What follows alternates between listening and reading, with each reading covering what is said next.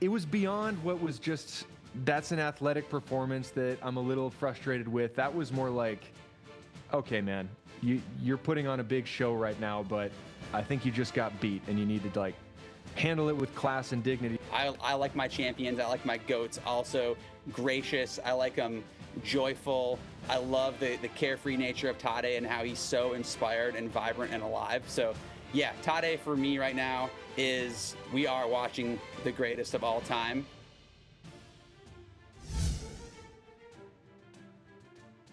Ladies and gentlemen, welcome back to Beyond the Podium. We got a number of topics to get into, namely the World Championships dominated by Tadej Pogacar, big surprise, and also Remco Evenepoel winning the time trial, but then looking a little disappointed after the road race.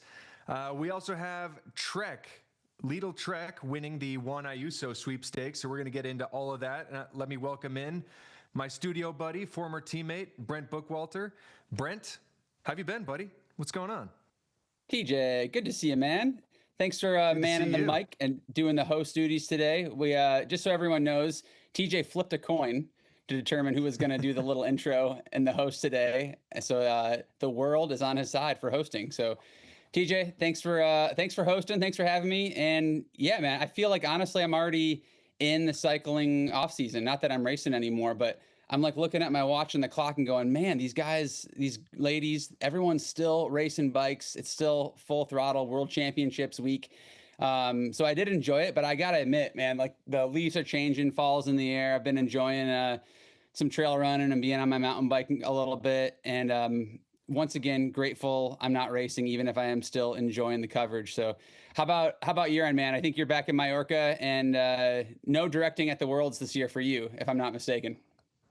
No, I did not go to the Worlds, but I will be directing a big Italian block, starting with Giro dell'Emilia and ending with Giro de Lombardy. So still plenty of racing on my plate. And I hear you, Brent. I mean, I think you know me. You've seen me at the Worlds a few times. Like, I was definitely in off-season mode, even though I was still racing. Like, but nowadays the riders, they are just like so fit and so motivated and so hungry from January all the way till the end of October. And I don't know how they just keep the throttle on that long and to be able to stay that motivated and that fit.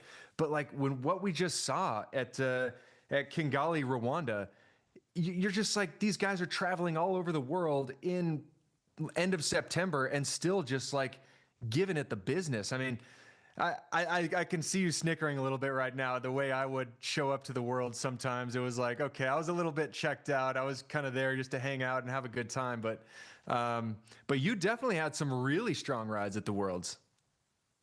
I have good memories of Worlds, TJ. Yeah, and I remember some also you being there with you as a teammate. I always loved the chance to race with our fellow Americans. Yeah, I think for me, I wasn't at the level of a headliner U.S. rider like you were. You were leading the Tour de France and winning a bunch of races through the year. For me, the Worlds was really important because it was a chance to race with my compatriots. It was a selection-based race, so I felt like I had to fight my way onto the team, which I was always motivated to do. And then, yeah, I was pretty proud of some of the rides. I snuck into the top 20. The Richmond Worlds, I believe, and maybe once more. But man, the season is so long and the Worlds always so demanding. They always the UCI usually creates a pretty interesting course in terms of the prelude. And is it too hard for the sprinters? Is it too easy for the climbers? All this dynamics of how the race is going to play out. And the road race, like we focus on, and we're going to focus on today, is just one piece of this big Worlds week. It's a massive week. And as a rider, especially if you're riding the time trial and the road race, it's a huge chunk of your season. And some of my memories from Worlds with you relate to that because you'd often race the time trial. I'd come in, you'd already have been there, and you've basically squeezed out every last bit of your season. The team time trial. And the team time trial too. Yeah. And one of my favorites is, I think it was in Holland. I show up to Worlds for the road race a few days before. You had just done an awesome ride in the TT. I think you were fourth, maybe. Taylor Phinney was third. I was. Yeah. So yeah, phenomenal rides. You're just off the podium. And I'm looking at that thinking like, all right, we're in the mix. We got two guys that were on the podium in the TT. I'm coming in fresh. Like, we're going to do something in this road race. I show up to the hotel you and Finney are just surrounded by empty wine bottles. Just have totally just ripped the off-season Band-Aid off. And I'm looking at you, and you both said something like, well, if it happened, it needed to happen, or something. But you basically just pulled the ripcord and cut free. And yeah, there's a limit to all of our willpower. Well, I definitely wish I could have stuck it out a little bit longer, because it would have been nice to really give the Worlds a good, honest shot. But like you said, the season was so long. I don't know how the guys do it these days, but I admire the heck out of them. But yeah, like you were just talking about with the course, it's always this sort of mixed bag of like, oh, is it going to be too hard? Is it going to be too easy? Like what's going to happen? But I think looking at this course that we saw in Rwanda, which, by the way, hats off to the UCI for even making it happen. There were whispers and rumors all year saying like, are they just going to host it in Switzerland again? Are we going to be able to get there? Are people going to be even motivated to go? But we saw a star-studded field, and the race was just, for me, it was spectacular. The scenery was beautiful. The crowds, they showed up in droves, and it looked like they put on a great, great event. But looking at the parkour itself, it was no surprise what was going to happen. The best riders, the best climbers, the Grand Tour stars, they were going to be the ones, running the show. And that's what ended up happening. So I'm not going to lie to you, Brent. When I in typical bike racer fashion, typical cycling fan fashion, I put the race on in the morning. I see the early breakaway get established, and I think, okay, good. I'm going to go on a bike ride. Not a big one, but I was like 2.5 hours. I'll be out there, stop at a coffee shop. I'll get back right when the race heats up. And by the time I got home, I was like, the race was already exploded. And I was like, what happened? I had to rewind and see what was going on. I don't know what I was thinking, because the races, people are always going from 100 kilometers out or 150 kilometers out. But yeah, in the beginning, it looked like pretty much to the script. Slovenia, Belgium, even our USA boys, they were pulling for Quinn Simmons, after he must have been riding high after his result in Montreal. But then Tadej, he just ups the tempo on the climb with 105 kilometers to go, drops Remco Evenepoel straight from his wheel, and it ends up being just Ayuso, Del Toro, and Tadej. And it didn't look like Tadej was saying, I want to just attack and explode the race right now. It looked like he was actually being a little bit smart. He wanted people to go with him. Ayuso blew up, and then Del Toro. Now that was a head scratcher for me, because it looked like they were trying to call the neutral car in. The gap was only like around 45 seconds, so not far enough to allow the team cars to get up to him. I don't know if he needed a bottle or if he had a mechanical or what was going on, but Tadej clearly wanted Del Toro with him. He did not want to go that far solo. What do you think happened to Del Toro? I still don't know. Man, yeah, well, just going back to what you said about this is the era of Tadej Pogacar, which means 100 kilometer to go attacks are now the norm. I think it's important just to sit on that for a second. That is, in the long history of the World Championships, that is not the way Worlds is traditionally raced. Yeah, we've seen it now 2 years in a row, but going back to my first Elite Worlds in, I think it was 2008 in Varese, that was my first sampling of the elite category, the professionals at the World Championships. It was just this massive build and crescendo. Almost always on a lap, these Worlds courses, always on a circuit, always on a lap, which is its own dynamic, I think. Really important to point out. It's not apples to apples in 5,000 meters of climbing in the Alps and then 5,000 meters of climbing on a circuit. But yeah, the historic style of World Championships is just early break and then faster, faster, faster, faster. The race explodes from behind. You have the best guys at the front. Real exciting last couple laps. We have a winner. No, those days are long gone. Tadej Pogacar, 100K to go. And the fact, I'll talk about the whole year, his team is so deep. Really interesting that, of course, then he's going to have competitors in the Worlds that are his trade teammates. I think that would have been premeditated. That was designed. That was thought about. Definite. When we can look at Ayuso and Del Toro, both trade teammates, but I think important to note that Del Toro is going to be Tadej's teammate next year. Ayuso is not. And we can get into that drama, that debate a little bit later. But absolutely what you were saying, that Tadej wanted Del Toro with him. He wanted him there. He was hoping to have him there. He was expecting, yeah, if I go on this climb, I know at least one of my teammates, if not two of them, are gonna come with me. And he wanted him there. He needed him. So when Del Toro wasn't there anymore, yeah, Tadej had to recalculate, commit, but he's not going back. He's not relenting. This is Tadej. He's gonna full send and go for it. Although that there was full focus. You know, it wasn't reckless. He wasn't out there blowing kisses with 100K to go, waving at people. It was full accountability to his effort and investment there. So we heard from Del Toro after the race. He talked about having a bad stomach, which, yeah, in 100 or 260-kilometer world championship race that's on circuits, my first thought goes to the challenge of eating, of the feed zones, of getting the proper nutrition. These guys, these are the best riders in the world. There's nothing left to chance. But when you go race with your national team, it isn't the same swan years. It isn't the same surplus stock of nutrition that you're used to using that's just lined the bus and stuffed in all the team cars. For that matter, the team cars in terms of nutrition are almost a moot point at the Worlds. We're zinging around these laps. You're going through the feed zones. What I remember from Worlds, the feed zones alone were just absolute anarchy. My first Worlds, I couldn't get a musette. I couldn't even get a bottle. It was so hectic. All the feeders out in the course, pinched down. So yeah, whether Del Toro had a bad day just in terms of his stomach or these laps, the different national team nutrition, the different national team support structure played a role. Who knows? I think all those are potential factors. But yeah, Tadej left alone up there with nearly 70 kilometers to go.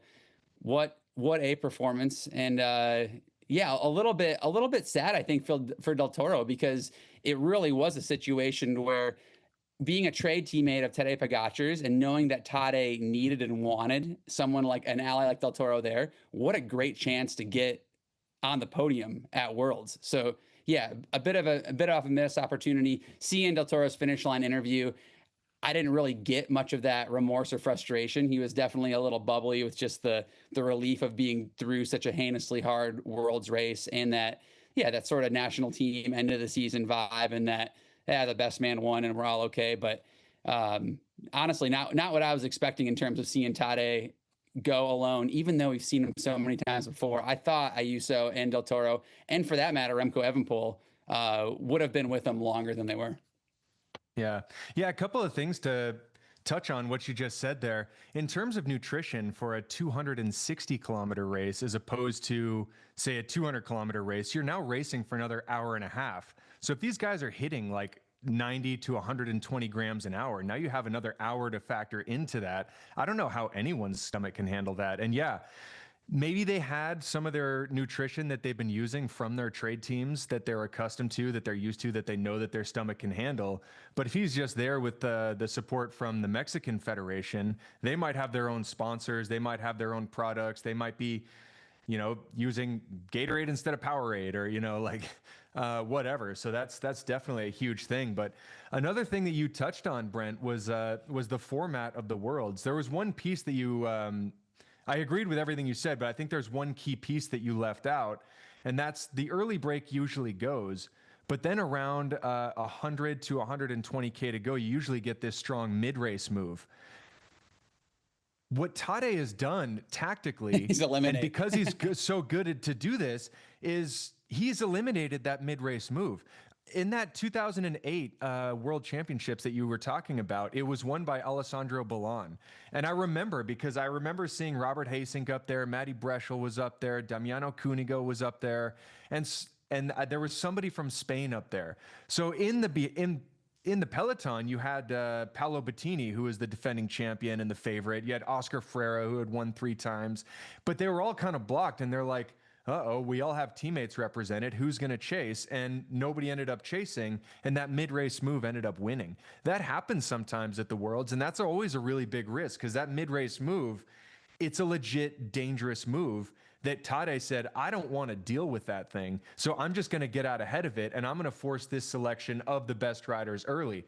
I don't think he wanted to go solo. He didn't put in one of those ferocious attacks. I was surprised to see Remco Evenepoel drop just straight off his back wheel, but I was thinking it was going to be like, okay, let's let's make this mid-race move the race of the favorites to eliminate that sort of tactical liability, which is actually brilliant, but you also have to have the legs to race full gas for 100K in the final of a 260K race.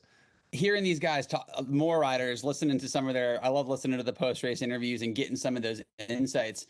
The reality was Tadej was the only one that wasn't talking about doing a full gas race winning effort with 100K to go. Everyone else was just on their knees thinking like, I don't know how, like they're looking at the effort, they're feeling the effort they're doing, and they're thinking this is going to end badly. There's no way we can sustain this.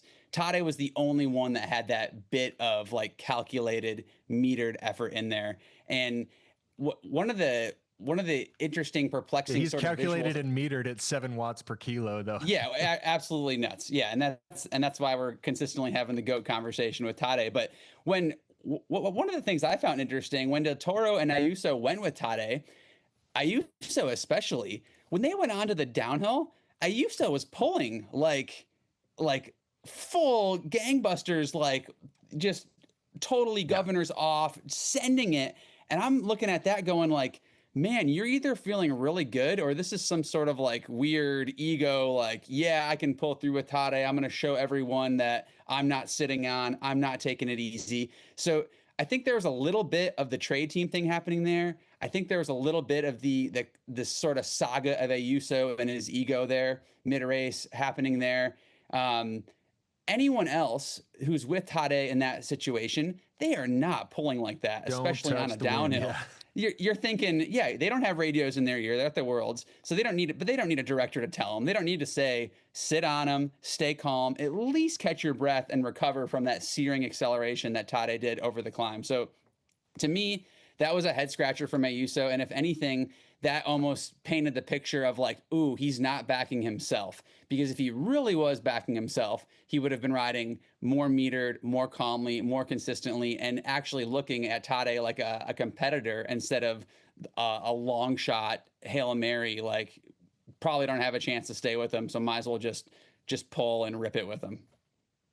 Yeah, no, I agree completely. It was like as soon as the road tilted upward, he was just gone. And I think Tadej didn't even attack there. Isaac Del Toro just went to the front and just kind of kept the pace going. And Ayuso just exploded. And you're like, what were you doing pulling and sending it full gas on the downhill if you are just going to drop the wheel as soon as it goes up again? Like, you should know your body a little bit better than that. But that's probably a little bit more of the youth and some of the inexperience. And also, yeah, like you mentioned, some of the ego of one Ayuso, and hopefully he'll need to grow up a little bit before he's able to actually get on the top step of one of these big ones, which he's knocking on the door on. He's a mega talent.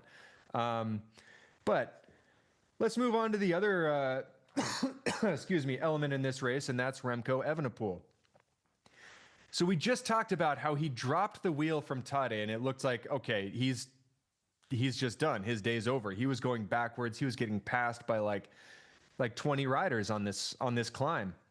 And then he gets this mysterious bike change and then another bike change. And then he ends up in this move together with, it was Skelmos and Ben Healy. And he ends up working well together with them until finally he makes this attack, a solo bid, and ends up silver medal. Now, I just want to now shift gears a little bit back to the time trial, because he did just win the time trial in dominating fashion. He caught Tadej Pogacar for 2 minutes, puts another 20 seconds into him. I mean, we're having GOAT conversations about Tadej Pogacar, and here's a guy who catches him for 2 minutes. What does Tadej do directly after that race? He goes up to Remco, gives him a big smile, big hug, extends his hand, says, congratulations. Hey, man, you had a great ride today. Chapeau, hats off. That was a really, really big contrast in emotions to what Remco did at the end of the road race. He was sulking, he was whining, and I got to say, I like someone who's a little bit, I like someone who cares. I remember after the Giro, you and I were talking about Del Toro, how he lost the Giro, and he just seemed to be like keying with some other guys and snapping selfies and all that. But you kind of got the sense like, man, shouldn't you be a little upset? Remco, I don't know. it was beyond what was just, that's an athletic performance that I'm a little frustrated with. That was more like, okay, man, you're putting on a big show right now, but I think you just got beat and you need to like handle it with class and dignity the way that Tadej did when you just won. Yeah, there's definitely a lot of bitterness, frustration, and I dare say, like, we're reading between the lines. So I'm listening to the interviews, I'm watching the body language, just like you described. But yeah, it's almost a little bit of resentment, and I don't know if it's to Tadej particularly. It's a factor. It's a culmination of factors with the bike, the mechanical situation, the world's course dynamic, probably not having his usual team information and radio. But I agree, TJ. I would have liked to have seen an eloquent, gracious Remco in defeat, because at the end of the day, like his performance was actually quite amazing when you look at the adversity that he had to overcome with the bike changes, with the suboptimal conditions. That he still did a ride that he could have been, I thought, really, really proud of. And the fact that there was a little bit of that pouting, that frustration or almost resentment, I think does take away from his ride a little bit. But again, we're not there. We're not in the Belgian camp. I think some of this does go into the Belgian factor. Brent, real quick. I just want to stop you mid thought and just to talk about all these sort of mechanicals that Remco's having. And I'm not ever going to insinuate that it wasn't real, but I do find it oddly suspicious that he's definitely one for the dramatic flair. You know, I remember the time trial in the Tour de France last year. He starts banging his rear wheel and we thought, oh my God, is he going to have a bike change? And he was like, no, I heard a firecracker go off and there was this and that. It's a good one. There was also this weird bike change during the Olympics when he was a mile ahead. And I was like, when I've rewatched the footage of that, he rips it around this corner, gets off his bike, and it's with 4K to go. Even if he had like a slow puncture now with like the inner tubes, I wouldn't even risk a bike change. I would probably just like, you let the sealant, seal that thing. You only have 4K to go. It's probably going to cost you less time to just go. But I think he likes those big dramatic moments. And I was even reading, it sounded like his saddle slipped a little bit. And, his pedal stroke was a little bit off. So he goes to his spare bike, but then he wants to get back to his original bike. Just stay on your spare bike. Or, we saw Tadej even like making an adjustment mid-race with, I don't know if it was the thing that for his power meter. He was like, his mechanic just handed him something. And I feel like when these sort of things happen with Remco, he likes to make this big, gigantic, dramatic show out of it when really he should just have the attitude of get on with it, man. Keep racing. It is perplexing. I bet somewhere on the depths of the internet, there is someone who has taken the video footage of Remco when he was getting dropped, done some sort of virtual angle finder with his knee, referenced that angle and saddle position to what he usually rides, and maybe could tell us how low his saddle actually did slide down. But it's a very dramatic reaction for a saddle being a little off. And yeah, if your saddle does slide down, that is going to affect you a lot in a race as long as the World Championships. The bit of the bonehead move for me was the fact that his spare bike, his second spare bike that he got on, then the fact that the saddle level wasn't accurately positioned. That's a bit of an amateur move. I mean, we've raced professionally enough to know, and we've gone through that ourselves, TJ. You get on your spare bike, you curse yourself for not properly checking that thing out before the race. But that's something you do when you're neo-pro year, maybe even you've been pro for 3 years, 5 years. But we're talking Remco Evenepoel, a favorite to win the World Championships. He hasn't been on both of his spare bikes enough to guarantee and have complete confidence that he can get on those things and boogie and roll. That's a little bit of a professional failing to me. Once again, maybe a little bit of the caveat is national team mechanics, national team structure. There's a difference, different people with their hands on his bike, but still, I'm not buying it. So the first bike change, saddle slipping, yeah, get off it, change it. But then when you got to change bikes again, that's on you, man. That bike should have, that your responsibility to make sure that's handled. And I'm with you too. Remco used to be a soccer player, and we got to see some of the soccer form as he's kicking and throwing his hands. And I love the enthusiasm, man, but it's not serving you well in terms of being the rival for Tadej Pogacar that you want to be, and that he said he was going there to be. So yeah, a little bit when we look at the whole Remco Evenepoel performance picture, letting those circumstances get into his head a little too much, not preparing technically, methodically, and meticulously as a contender of the World Championships we hope would. Yeah, no, absolutely. I mean, you're probably the best person to speak about this, Brent, because you have a degree now in sports psychology. I think some people, they just have the just get on with it mentality, and some people, they start throwing their toys out of their pram. And Remco is definitely like that.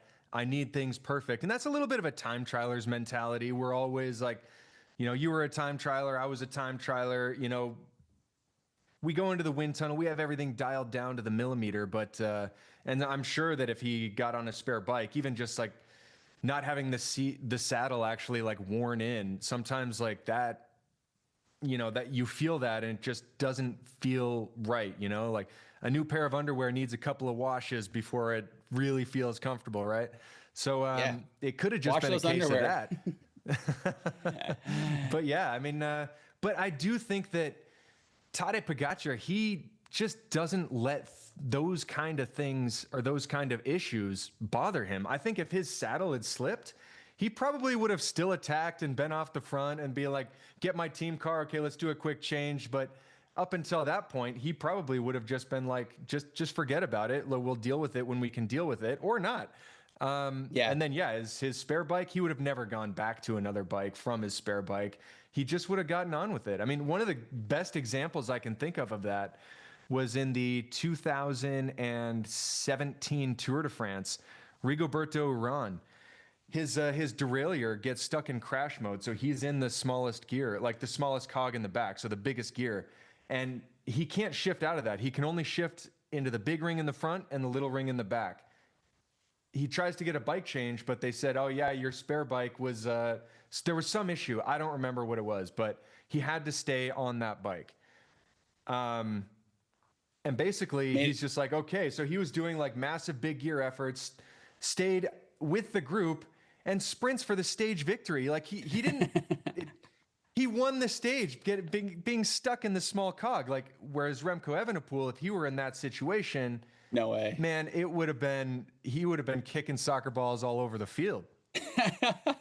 What a good example of contrasting styles, TJ. You have Rigo, the Colombian, carefree fiesta man of the people. Soon to be the president of Colombia. And then you have he's a very special case for sure. Who is, Remco he's the chosen one. He is the next Eddie Merckx. He's from world cycling's heartland of Belgium. He's the junior rider who won the world championships, coming across the line with tears pouring out, shaking with his bike above his hand as a 17-year-old, feeling the weight of the shoulder, his nation on his shoulders, but also wanting to carry that responsibility. So what an awesome contrasting of styles, Rigo and Remco. And I would definitely say that it would serve Remco well to have a little bit of that Rigo, mainly in the sort of acceptance and moving on from it. And we saw it even in Tadej when he crashed in the Tour de France this year. You saw him hit the ground completely by surprise. You saw the frustration and the annoyance like burst out of him with that one sort of like hit and shake. He was very quick to then aim his attention, aim his focus, accept the frustration, and then move on to what am I doing now that's going to best support me? Where I feel like Remco, he has a bit of that breakdown in the transition from the acceptance of what's happening to where are you putting your attention and your focus that's going to best serve you. It's not going to serve you to be kicking the air. It might not even serve you in that moment to be changing the bike, stopping, as you mentioned in the Olympics. That stop was like, that is not serving him at all.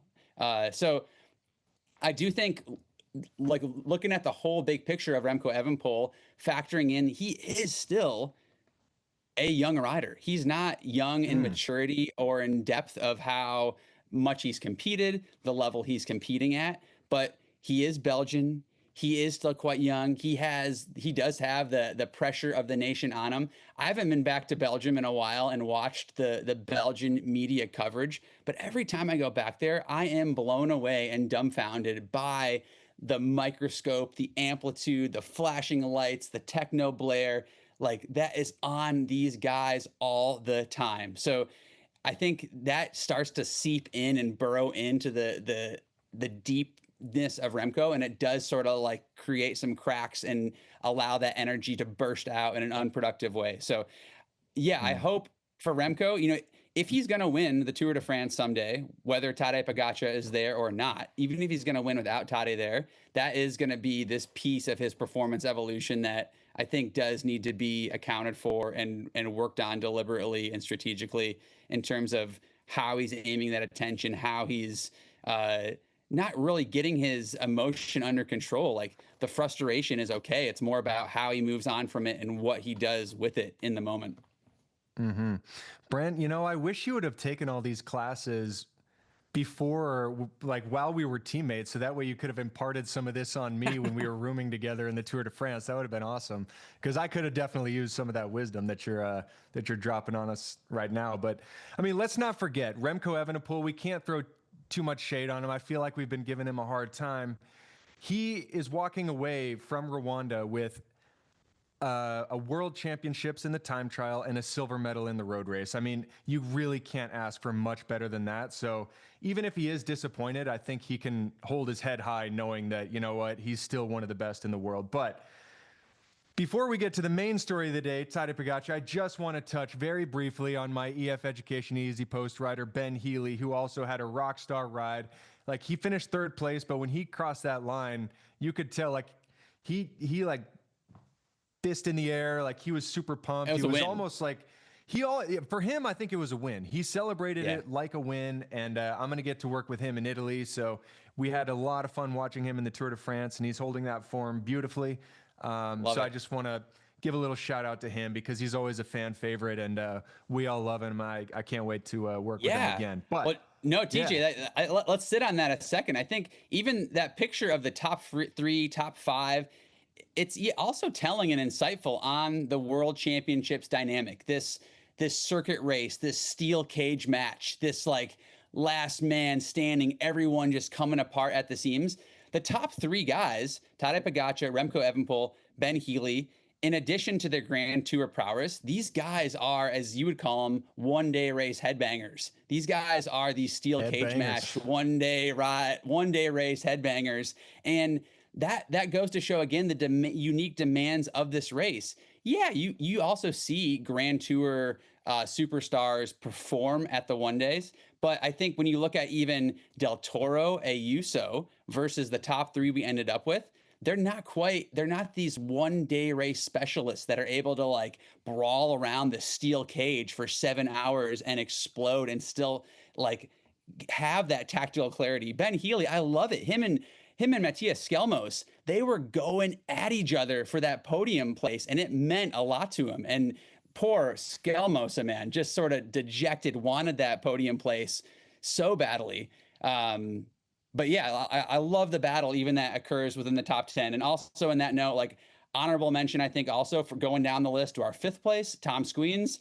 This guy, what a gamer at the Worlds. Like, yeah, he's not a Tadej Pogacar, probably going to win the Worlds, but his consistency, the amount of top fives, top tens he's had in the Worlds the recent years, once again, this just depth of versatility, also one of these one-day headbangers. And it should also be mentioned with a rider like Tom Squeens from Latvia, he never goes to the Worlds with teammates or support. Like he doesn't go with an 8-man roster, and they're not borrowing a bus, and they're not having like a fleet of mechanics and soigneurs and directors. His director's probably having to share a car with another nation. And that's how they get their support there. When you're from one of these countries that doesn't have a cycling background or a gigantic federation with a ton of money, but he probably had to pay his own way down there. He probably had to fill up his own water bottles, pump up his own tires.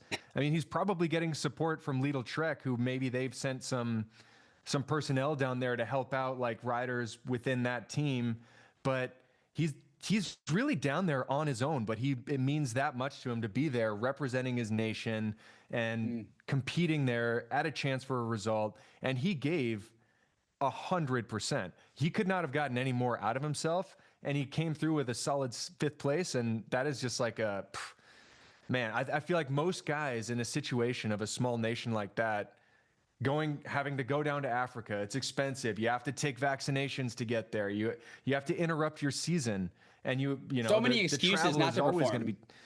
For sure, plenty of excuses not to perform or not to even go. Like, I think a lot of riders in his situation would have been like, you know what, I'm just going to sit this one out and wait for a more convenient World Championships or a better course. But he's like, no, I'm shooting my shot, taking my chance.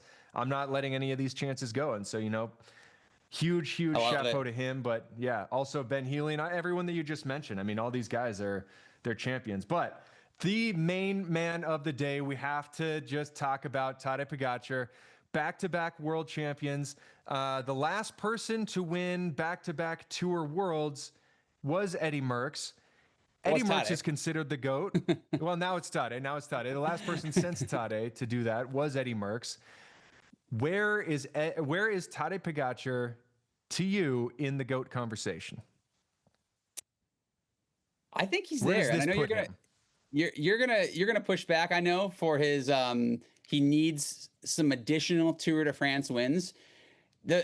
My bias is mostly it's recency bias. The reality is I didn't get to witness the Merckx era like I am the Tadej era. So I didn't see it. I didn't get to feel the emotion of it. I didn't get to witness the crushing that Merckx delivered to his competitors. I know he was aptly named the cannibal for good reason because he ate everything and everyone. But just the fact that it's a generational bias really for me that I wasn't there to witness it. I wasn't there to feel it and see it. I'm also going to tip it to Tadej because I love the charisma. I love what you described, the part of Tadej that you described in his congratulations to Remco when he was in defeat in the time trial. To me, that is also the mark of a legend, of a champion. And some people would argue, so this is down to personal preference now in a champion. I like my champions. I like my GOATs also gracious. I like them joyful. I love the carefree nature of Tadej and how he's so inspired and vibrant and alive. So yeah, Tadej for me right now we are watching the greatest of all time. And whether it's right now or in another 3 years, he's there for me. Yeah, no, what do you think, TJ? I got to tell you, I honestly, I don't disagree with you.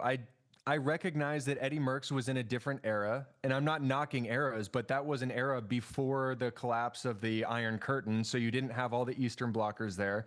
You didn't really have the Australians and the Americans coming over to Europe to race. That happened kind of a little bit later, like in the next generation, in the Bernard Hinault era of racing. That's when like Le Monde and 7-Eleven and all those guys came over. So I feel like cycling was a much smaller world back then.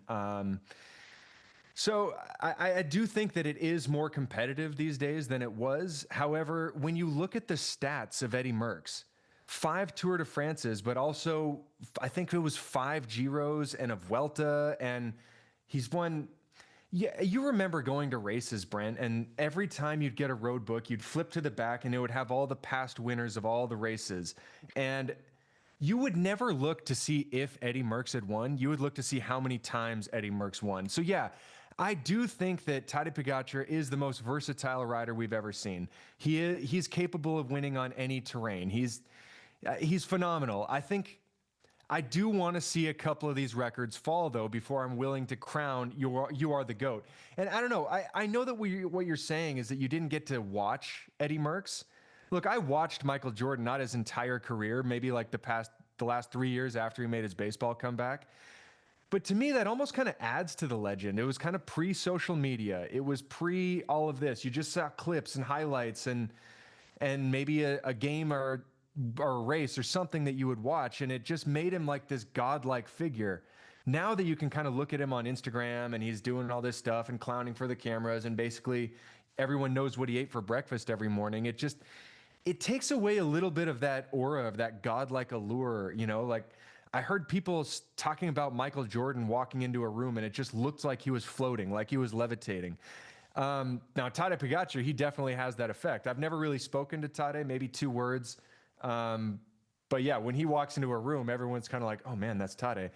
But he does still kind of have this aura of like, he is kind of that normal guy, which I don't know. Right now I'm getting way off topic, but I agree. He is the best I have ever seen. He's the best I ever had the privilege of lining up at a race with. And I've been watching and witnessing cycling since the Miguel Indurain days. And yeah, he is better than everyone I've ever seen.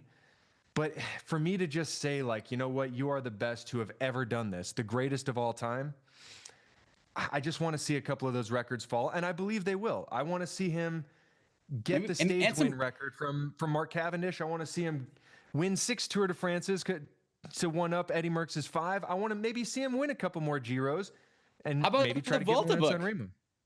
What's that? And the Vuelta. We gotta stack that Vuelta race book has got to be stacked as well. Usually that's the first one to go. Of course.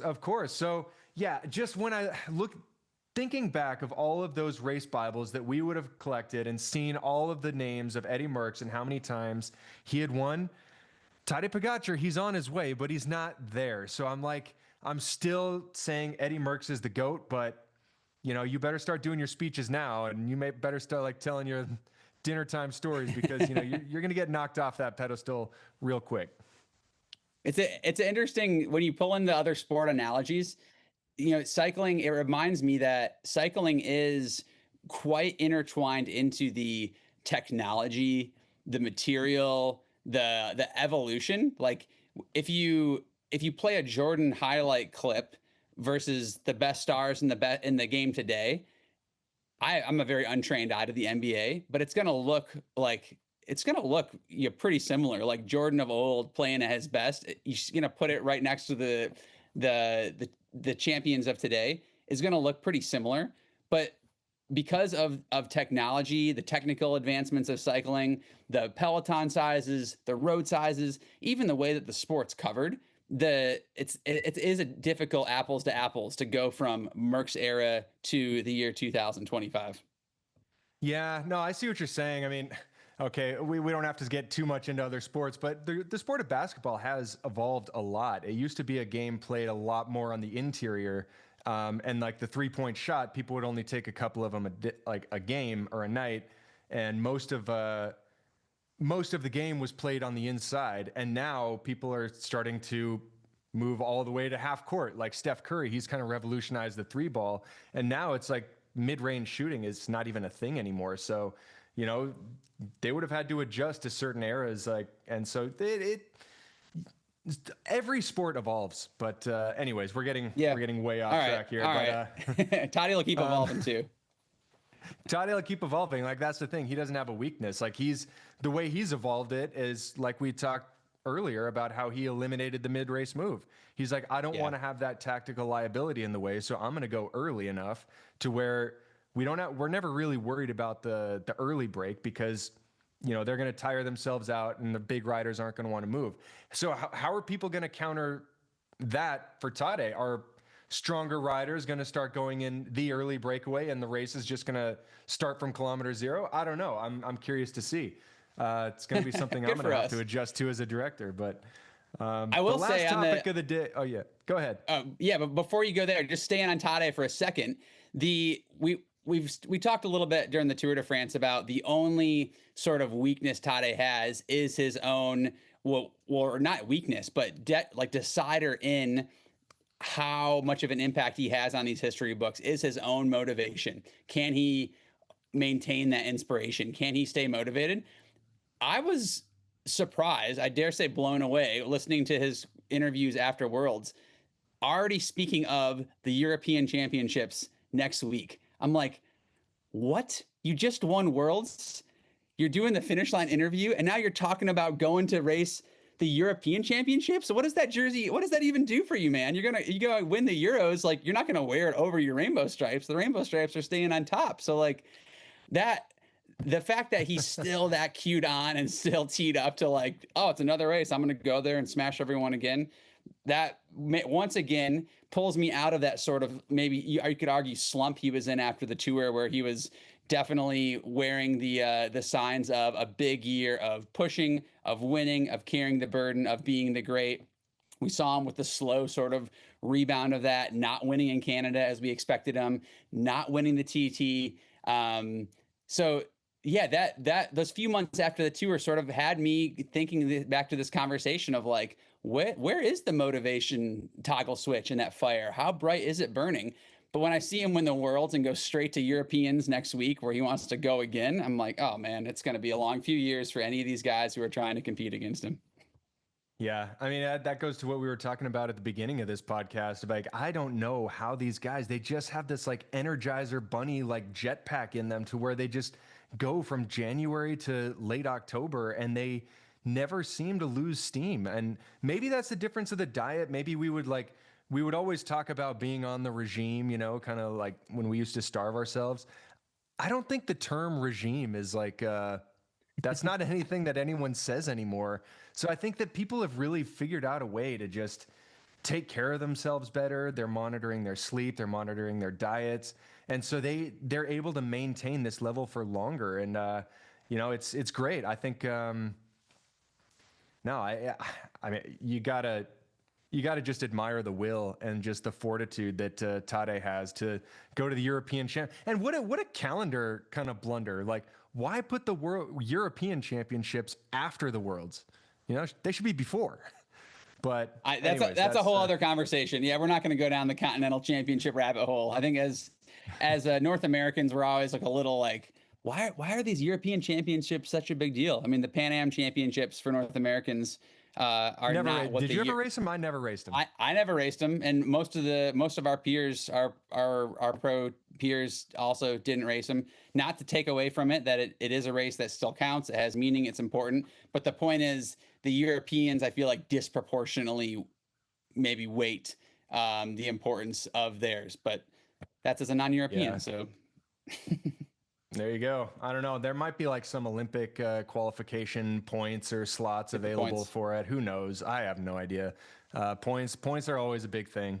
But anyways, that's another rabbit hole that we can leave for another podcast. But last topic I want to get into, Lidl Trek. They have won the Juan Ayuso sweepstakes. And I was actually really curious as where this guy was going to land. And, you know, he's kind of had a mixed bag of a season, and he's had a disappointing Giro, left early, fell out of contention at the Vuelta, but won some stages. He did win a very impressive Tirreno Adriatico earlier this year.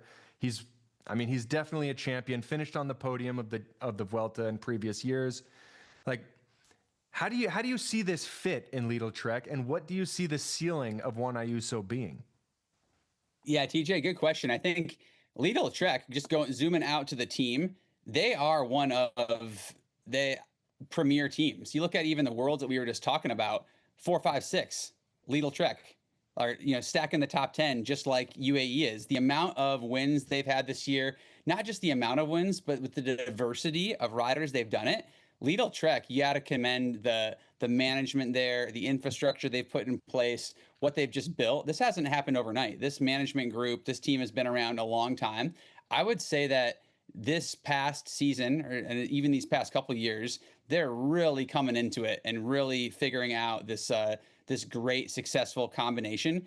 I'm hopeful that this team has done their due diligence with Juan Ayuso, not for the rider that he is and his skill sets on the bike and the power he does, but really for the person that's going to fit into this organization and this culture. Because to me, that is the key of the Juan Ayuso potential ceiling and question that you just posed to me. It's not about, does he have the physical ability? Does he have the watts, the body type, the TT skill set? Yeah, we saw him at the Worlds. We heard him even himself yesterday. He's like, ooh, I don't know if Tour de Flanders is my race. You know, I didn't feel good on those cobbles.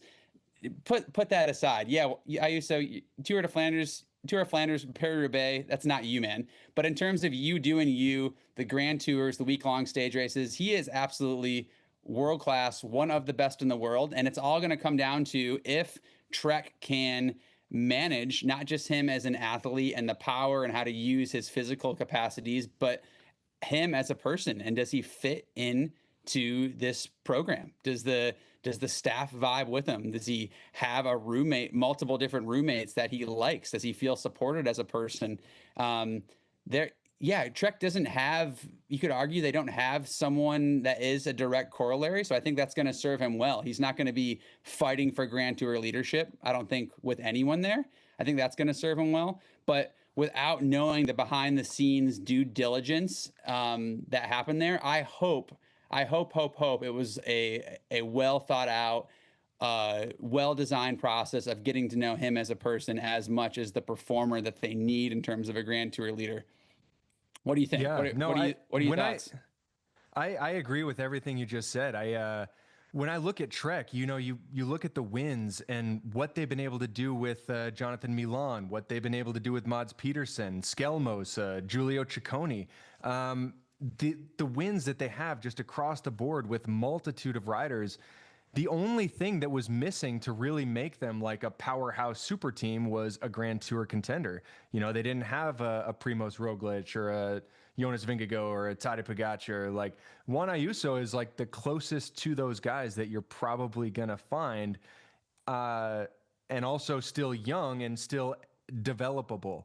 So I'm really curious to see how this fit's going to be. And I'm also curious to see, how are they going to keep their other champions happy? Mads Pedersen just had an incredible season, and he's probably going to want to go to the Tour de France, or, like I kept saying this July, they got to feed the big man. So if that's going to take away from some of the support that Juan Ayuso is going to get there, I don't know. How are they going to manage programs? But like you just said, I have all the faith in Steven de Jong. I think that he's the head sports director on Lidl Trek, and I think they have a good system set up there. I'm a little bit bummed that he didn't want to come to EF. I thought, it would have been really exciting to be able to work with him. Still a big fan. Doors always open. Not just kidding. I don't have anything to do with contract stuff, but I wish him the best. I think he's going to be really, really well served there on Lidl Trek, and I hope to see him at the pointy end of the peloton. Just, don't do too good, because still an EF guy. So TJ, when you have Juan Ayuso in Lidl Trek, he settles into the organization. He is their leader for the Grand Tours. My question is, are they putting him first try in the Tour de France? And if they do, where does he stack up? Because this is a crowded Tour de France GC scene. I mean, we're talking about Tadej nearly unbeatable. We're talking about Jonas, talking about Remco. So many real generational GC hitters. So are we putting him on the podium at the Tour de France? I don't know. That's a good question. I mean, he has raced the Tour de France, but he didn't make it very far when he had to drop out with COVID last year. So I don't know if he's ready for leadership at the Tour de France. I would maybe try again for the Giro. I'd probably try to put my ear to the ground as to what some of his other competitors are doing. Maybe do like what Remco did and do the Vuelta when he won back in 2023, or I think that's what it was. But that's a really good question. But you know what? Like, why not? If you want to just say like, hey, this is your team now, let's see what you can do. If they're happy with a top five, I'd still think that that's something he can be really proud of. And, the season doesn't start and stop with the Tour de France. There's other races along the way that he can win. But yeah, he did the Giro Vuelta this year. It didn't go well, but if he did that next year, that same thing, and they went to the Tour with a Jonathan Milan, Mads Pedersen double hitter, like that'd be a massively successful season if they could pull that off with Lidl Trek. Yeah, I think the prudent move would be to step in with the Giro or the Vuelta with Ayuso as leader. But I think once again, the question really isn't for the management of that team. It's really for Juan Ayuso. It's that real what motivates him. yeah, it's that conversation, sitting down calmly and saying, what do you want? What motivates you? And making sure he understands what that comes with. If you say you want to lead a team like Lidl-Trek at the Tour de France, make sure you understand that it comes with all the pressure, all the expectation, all that weight. Expectation, yeah. Because whoo, that is a lot. I mean, high risk, high reward. You can sell a lot of Trek bikes at the Tour de France if you want to use so, but you can also lose your head, crumble, leave the race, come apart, infighting with teammates. We've already seen a lot of that from him already. We've seen a lot of that from Ayuso in his young career, for sure. He is not a stranger of, seeming to get a little bit crowded, or if he gets a little threatened by a teammate, or, he might dip out early if the race isn't going well for him. So I hope that he matures in that regard. And I do think that he has more infrastructure around him in Lidl-Trek to like we've been saying, because everybody gets to eat there, man. Like, those guys win with just about everyone. Tom Scoyne's like what we talked about just now at the Worlds. So I think he's in a good program, and I think we're going to see the best out of him there. Where that is, I don't know, but if it's the Tour de France, I wish him the best of luck. Yeah, it'll be no doubt exciting. I mean, yeah, whether he's at the Tour or not, this we'll get to that. The list of GC contenders at the Tour will be as stacked as ever next year. But man, we still got more racing this year, Tejay. I mean, I'm impressed. You're heading to Italy with the squad. You still got some gas in the tank. Hopefully your boys do. We'll be interested to see how that goes, and looking for the inside after your big Italian trip. So good luck there. Before we shift gears to next year, we got to finish this year out. Yeah, let's finish it up strong. I'm not going to do what I did in the Valkenburg World Championships back in 2012. I'm going to try to stay focused and for this last push. But Brent, it's been great talking to you. Great catching up. You look great, man. Keep staying fit, and let's talk after I get done with this Italian block. We'll talk some more bike racing then. Likewise, Tejay. Thanks, man. Best of luck there. I'll talk to you soon. Right. Thanks for joining us on Beyond the Podium. For all your cycling content year-round, subscribe to NBC Sports YouTube page. We got it all.